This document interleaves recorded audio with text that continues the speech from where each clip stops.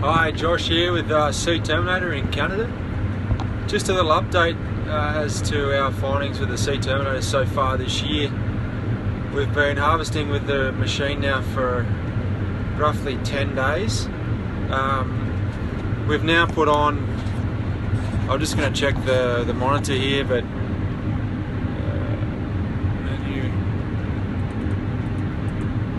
we've done 81 hours so far with the unit on our machine, and can't fault it yet.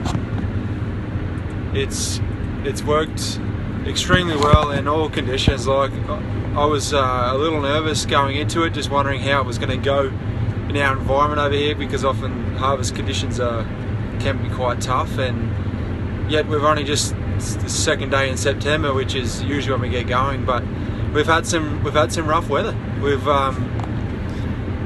We've pushed it through some tough canola. Yesterday we were going in canola out here in this exact field, and it was basically drizzling rain for 3 to 4 hours, and yeah, the Terminator didn't give up at all in those conditions. I was quite surprised. Yeah, we ended up stopping just because the moisture got too high, and that's just one example.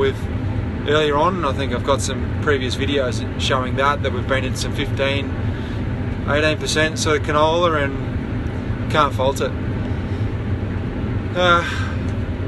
Yeah, I guess the only issue I have had is just when I get into some tough sort of weedy crops, or as the product is coming out of the discharge beater, it can fall into the mill itself, and that's really no fault of the mills, to be honest. Like, if we can get an overshot beater in there or extend that baffle or something, nothing can stop this thing at this stage. Even some pretty tough green kosher, which is one of our most problem weeds over here. Yeah, if you're in a decent patch, it will start to block up the mill, but if you can get through that and get into some dry stuff, it cleans right out. So yeah, we're having a great run with it so far, and like I said, we've got about 80 hours on the machine, which isn't a lot, but we've still got another 80 or more to put on it yet.